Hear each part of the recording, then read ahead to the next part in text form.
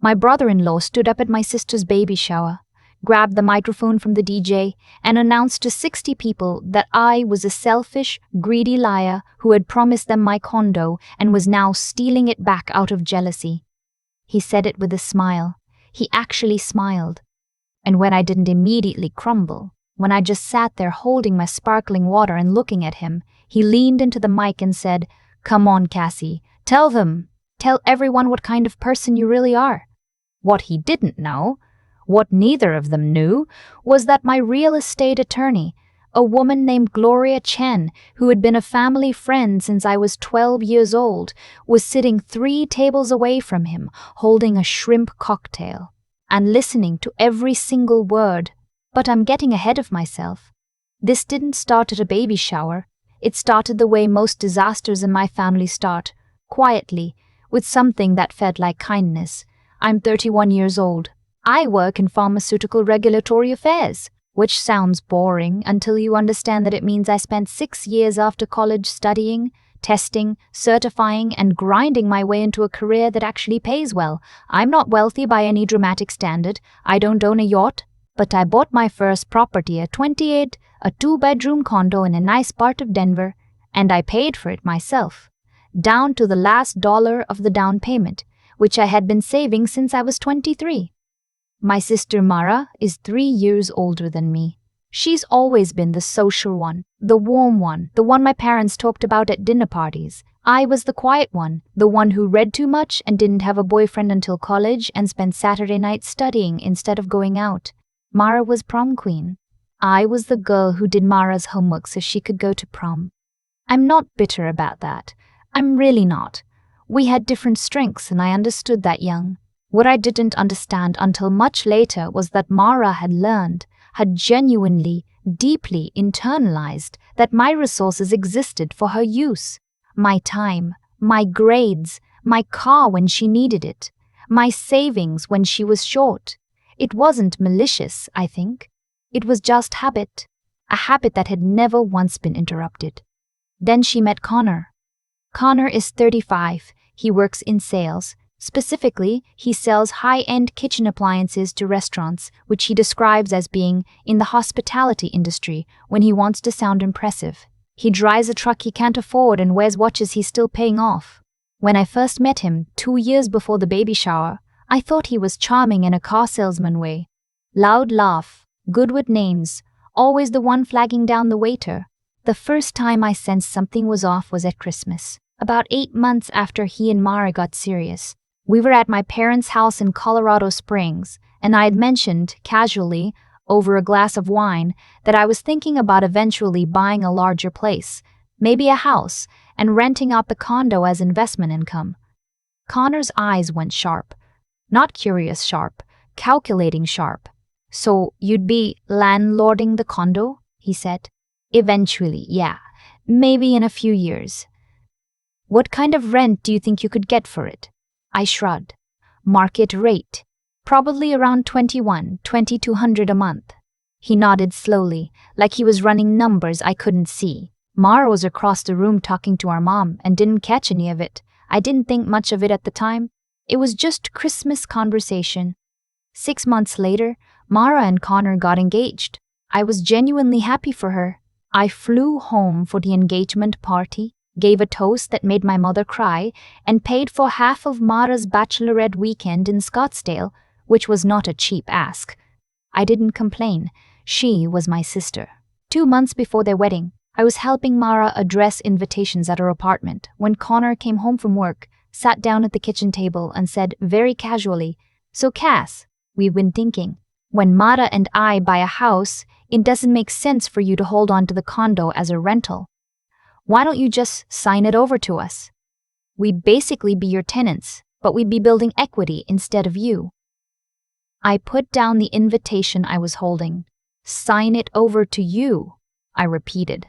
"It's not like you need 2 properties," he said, as if he were explaining something obvious to someone slow.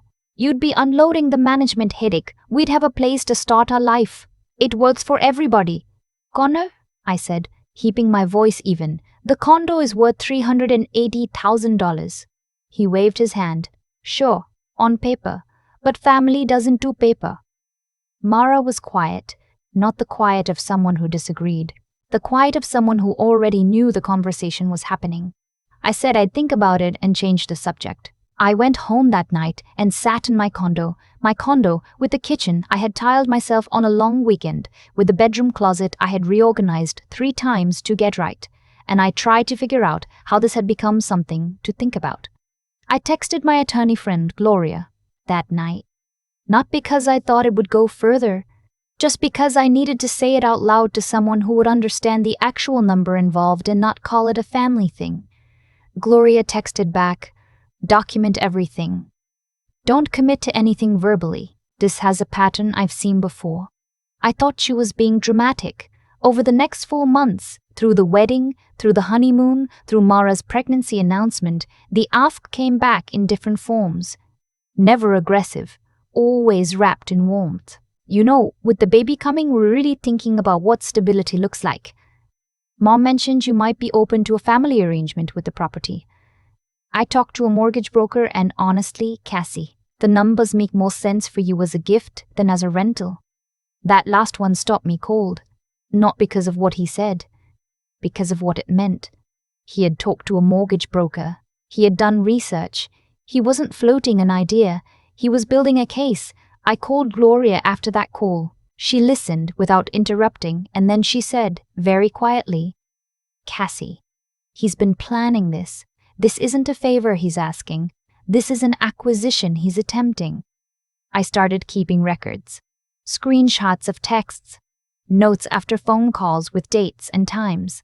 I began to understand, slowly and with a sinking feeling, that the condo had never been a casual subject in their home. It had been a project. The baby shower was Mara's idea, or at least it started that way. It was held at a event space near their apartment, decorated in soft yellows and greens, 60 guests, tatered appetizers, a mimosa bar. My mother organized most of it. I paid for the catering, around $1,200, because Mara asked and I said yes before I knew better. I invited Gloria. I told myself it was because she was a family friend and would want to see Mara. That was partly true. The other part was that I had learned over the previous 8 months to stop being alone in rooms with Connor. The afternoon was fine at first. Mara opened gifts. The room was warm and loud in the way those events always are. I sat near the back with Gloria, eating a bruschetta and genuinely trying to just be present and be happy for my sister, who was, whatever else was happening, about to have a baby. Then Connor got up. He didn't ask anyone for the microphone. He just walked over to the DJ setup, picked it up, and tapped it twice. The room quieted. "I just want to say something real quick," he said, that big restaurant salesman smile on his face. "Because family is everything to me and Mara, and with this little one coming, I've been thinking a lot about what we're building." There was a pleasant murmur from the crowd. My mother smiled. My father looked mildly confused. "The thing is," Connor continued, his voice shifting, just slightly into something with an edge, "Mara and I had a plan. We had a plan that involved family supporting family, the way families are supposed to. And someone in this room made us a promise." He paused, looked directly at me, and then decided that promise didn't count. The room went quiet in a different way. I felt my face go still. It's something I've learned to do under pressure. I stop moving, stop reacting, and just process. My hands were very steady around my glass. "Cassie," he said, with that smile that wasn't a smile, "you told Mara and me that when we were ready to settle down, you'd help us with housing. Those were your words. Help us with housing. And now that we're having a baby and we actually need that help, you're backing out. You're choosing a piece of real estate over your own sister's family." There was a horrible silence. I could feel 60 pairs of eyes moving between me and the man holding the microphone. "Come on, Cassie," he said. "Tell them. Tell everyone what kind of person you really are." I didn't speak right away. I took a sip of sparkling water. I set the glass down on the table with a very small, very deliberate click. And then Gloria Chen, 62 years old, 28 years of real estate law, member of our family's Christmas card list since before I started kindergarten, placed her napkin neatly on the table, pushed back her chair, and stood up. The room looked at her the way rooms look at people who move with that particular kind of quiet authority, like gravity shifted just slightly in their direction. "Connor," she said. Her voice was pleasant and absolutely arctic. "I'm Doria Chen, I'm Cassie's attorney. I'm also someone who has known this family for nearly 30 years. She paused. "I'd like you to clarify something for the room.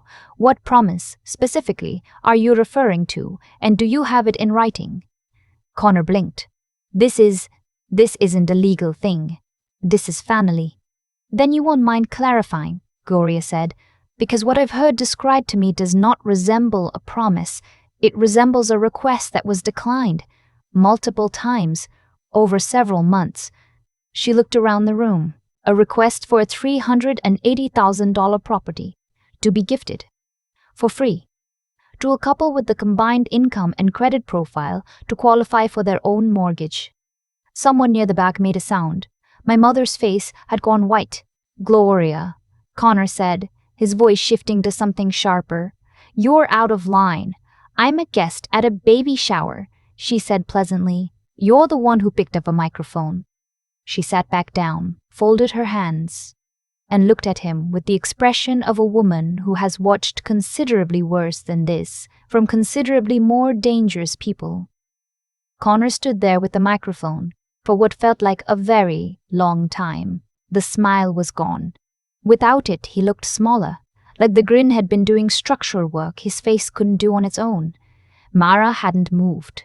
She was sitting at the center table, both hands flat on the tablecloth, staring straight ahead at a floral arrangement. My father cleared his throat from across the room. "Connor," he said, his voice carrying the specific weight of a man who has been patient for a very long time, "I think you should put that down." Connor put the microphone down. The DJ, bless him, immediately started playing something gentle from a Bluetooth speaker, and the energy in the room slowly, awkwardly, began to loosen. People went back to their plates. Conversations restarted in lower registers. My mother excused herself toward the bathroom and didn't come back for 10 minutes. I didn't go to Mara. Not right then. She didn't look at me. Gloria leaned over and put her hand briefly on mine. "You did good," she said quietly. "Just don't engage with him today." I nodded. I ate the rest of my bruschetta. I watched the room pretend things were normal. I noticed that Connor had disappeared somewhere toward the entrance, probably to make a phone call and regroup. The shower ended an hour later. I hugged Mara at the door, and she held on for a beat longer than usual, and I felt the specific weight of someone who doesn't have words yet for what they want to say. I drove home alone. By the time I pulled into my parking garage, I had 3 texts from my mother, 1 from my dad, and 6 from Connor, the last of which read, "You should think very carefully about the position you're putting this family in." I forwarded them all to Gloria without responding. The next 2 weeks were a legal and personal reckoning. Gloria filed a formal cease and desist letter addressed to Connor specifically, citing the pattern of documented requests as potential grounds for harassment. She sent it to his email, his home address, and, because he had begun texting me from a secondary number, to that number as well. It referenced the dates, the specific language, the escalation from a casual suggestion to an overt public accusation. Connor, who had apparently believed that none of this was being documented, went very quiet. My mother called me the day after the letter was delivered. She was not angry. She was something smaller and sadder than angry. "I didn't know," she said. "About the numbers. I didn't realize it was that kind of ask." "I know you didn't, Mom. He told us you had promised Mara. He told us you were going back on it. I said, years ago before they were even engaged, that I might help them find a good starter property one day, that I'd be a resource. That's not the same as giving them my home." She was quiet for a long time. "No," she said finally. "It's not." I don't think she confronted Connor directly, but something shifted in the family gravity, the way it does when the person who's been narrating the story loses their credibility with the audience. My father, who is a quiet, methodical man, he's a civil engineer. which tells you most of what you need to know about how he processes information, called me that weekend and asked if I could send him, just for his own understanding, a timeline of what had happened. I sent him 14 pages of screenshots and notes. He didn't respond for 2 days. Then, I owe you an apology for not asking sooner. This is not okay. Mara and I didn't talk for 3 weeks. When she finally called, she was 40 weeks pregnant and exhausted, and she started crying before she finished saying my name. I sat down on my kitchen floor and cried too, which I hadn't let myself do until that moment. He told me you were jealous of us, she said, that you didn't want us to have nice things. Mara, I paid for your bachelorette trip. I know. I paid for the catering at your shower. I know. Her voice was very small. I was never going to let you be homeless. If something terrible happened and you needed somewhere to stay, I would have figured it out. But Connor wasn't asking for a safety net. He was asking for a real estate transaction that would benefit him enormously and cost me everything I had saved. She didn't say anything for a while. Then, he does that. He frames things so they sound like something different than what they are. That was the first honest thing I'd heard from her about him in a long time. Maybe the first honest thing she'd said to herself. The baby came 3 days after that call. A girl. I drove to the hospital and held her, and she was small and serious-looking and completely perfect, and I stayed for an hour, and then I let them be a family. Connor was civil at the hospital. Not warm. Civil. The way a person is civil when they understand that the usual leverage isn't available. Gloria had made it clear in the cease and desist that any further public or private attempts to pressure me regarding the property would result in a formal harassment filing. He knew I had documentation going back 14 months. He knew Gloria had been in that room and heard every word. There was nothing left to say. I don't know what happens to Mara's marriage. I think she's starting to see him clearly. And I think that process is going to be painful in ways I can't fix for her. I've told her once, plainly, if she ever needs to leave, I will help her. She didn't respond to that directly, but she saved the text. I know because she told me she did.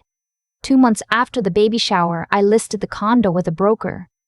Not because Connor had won some psychological battle and I wanted to be free of it.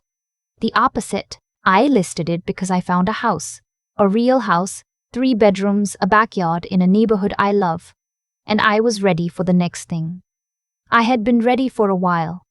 I had just needed to stop letting other people's plans live rent-free in my own head. The condo sold in 9 days, 12,000 over asking.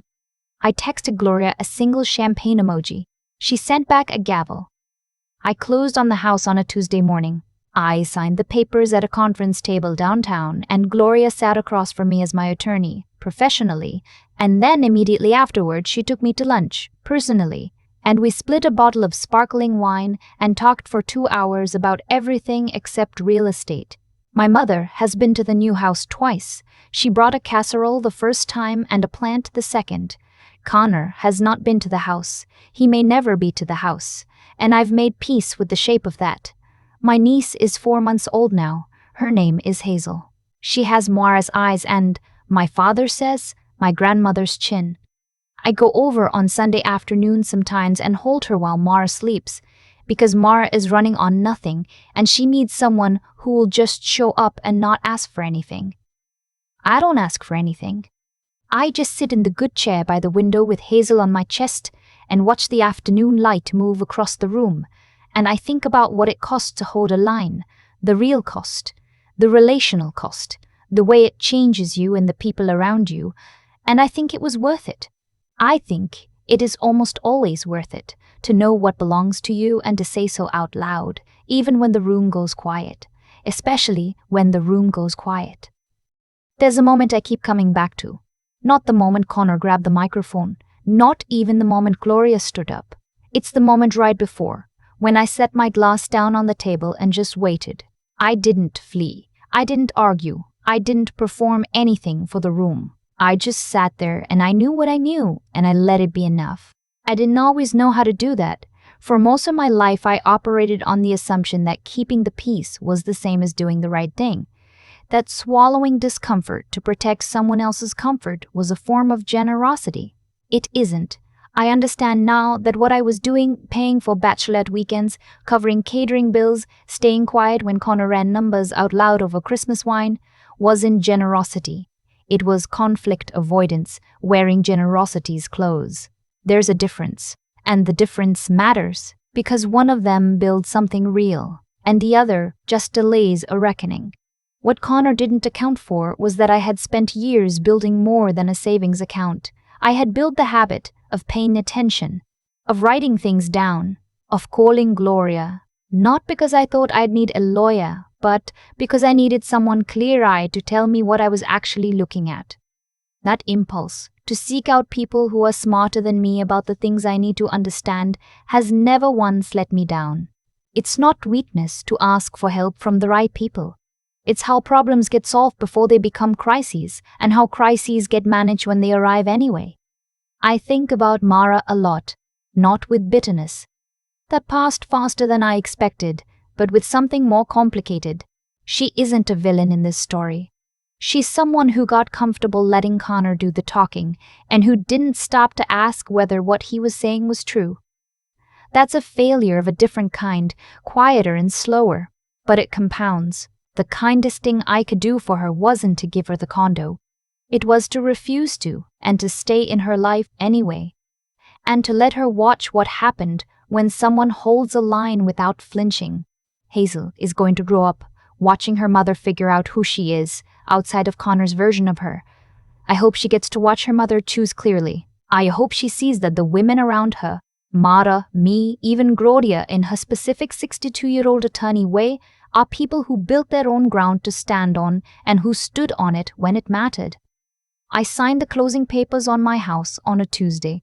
The notary stamped the last page, slid it across the table and said, "Congratulations." I sat there for a second before I responded, just taking it in. The whole thing. 3 years of grinding, 14 months of documentation, one very loud baby shower, had resolved itself into a stack of papers and a set of keys. What I know now, that I didn't know at the start of all this, is that the ground doesn't hold because nothing bad happens to it. It holds because you paid attention to where you were building, chose your materials carefully, and didn't walk away when someone tried to tell you it wasn't yours. It was always mine. That was never actually in question.